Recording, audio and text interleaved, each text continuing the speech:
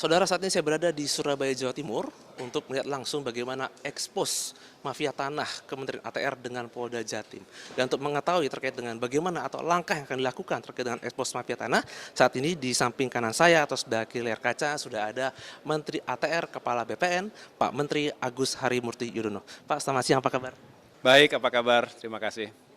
Luar biasa ya, hari ini ada ekspos mafia tanah bersama Polda Jatim, ini menunjukkan bagaimana sinergi terkait memberangus mafia tanah. Nah, ini terkait dengan kepemimpinan Bapak dulu ya, kita lihat ya. Ini kan Bapak sendiri masih ada sisa kepemimpinan selama 8 bulan. Nah, kira-kira apa langkah yang akan dilakukan untuk mungkin mencegah seperti mafia tanah atau mungkin langkah-langkah strategis? Ya, terima kasih. Memang waktunya tidak lama, kurang dari 8 bulan, oleh karena itu kami harus berlari kencang. Saat ini saya berada di markas Polda Jatim bersama Bapak Kapolda, Bapak Irjen Polisi Imam, kemudian ada Ketua Satgas Anti Mafia Tanah dan para dirjen dari Kementerian ATR BPN.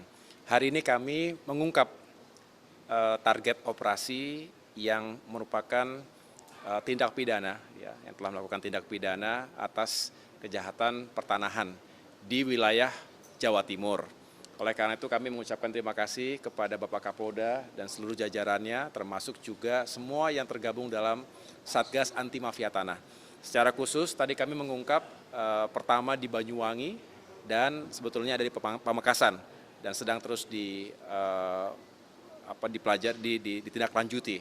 Tetapi yang untuk Banyuwangi secara khusus tadi kita sudah sampaikan ke depan publik bahwa ada 2 yang sudah menjadi tersangka ya, bahwa ini benar-benar telah merugikan masyarakat yang menjadi korban, potensi kerugiannya sebesar kurang lebih 17 miliar rupiah.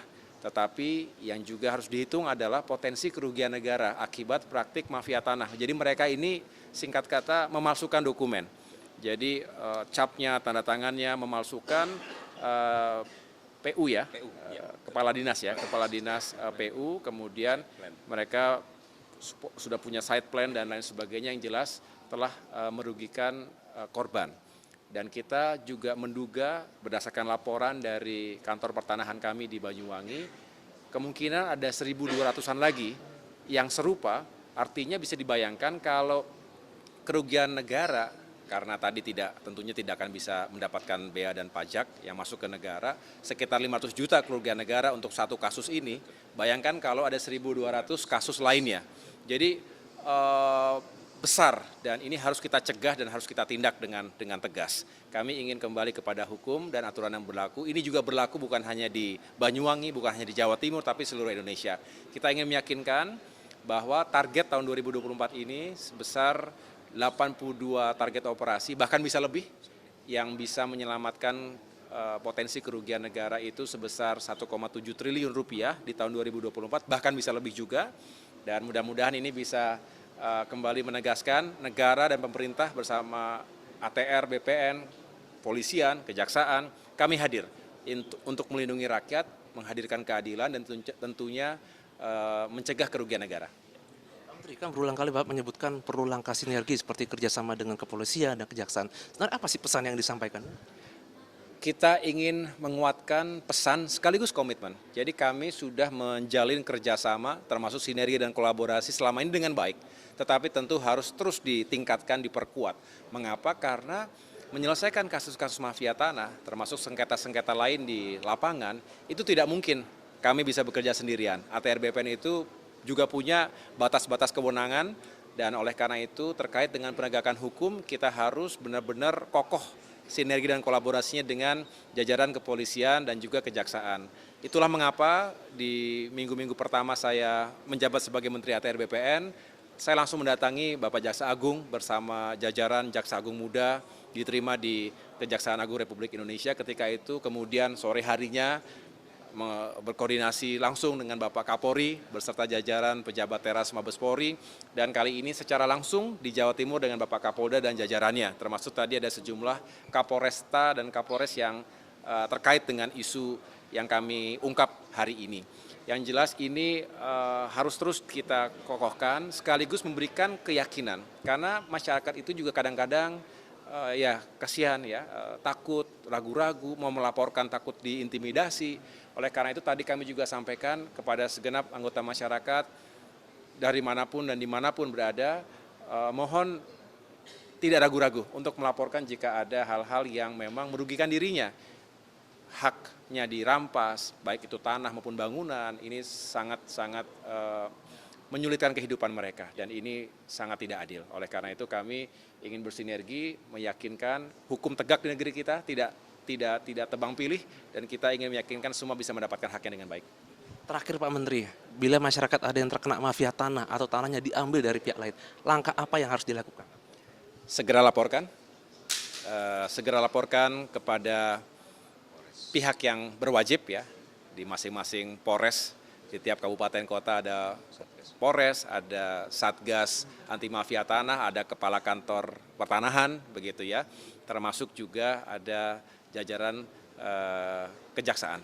Kita ingin pertama masyarakat punya awareness bahwa kalau ada masalah laporkan, tidak disimpan sendiri, karena lebih baik kita mencegah sejak awal daripada sudah terlalu jauh begitu.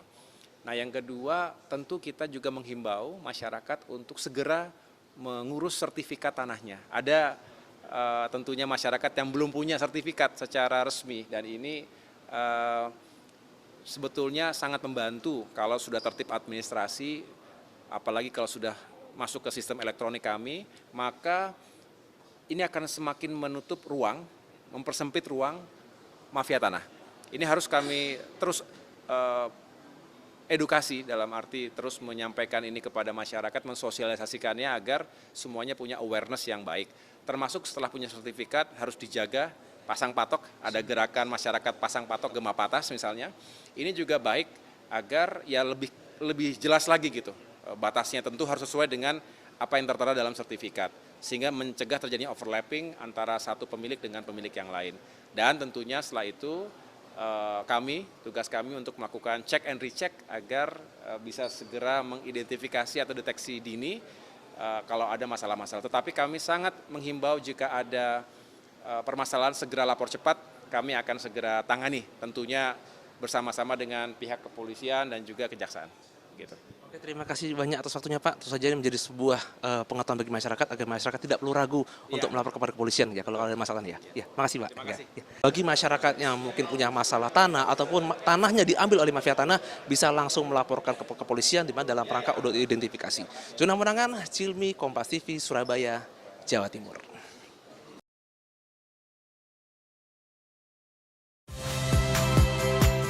Saya Niluh Puspa. Saksikan program-program Kompas TV melalui siaran digital, pay TV, dan media streaming lainnya. Kompas TV, independen, terpercaya.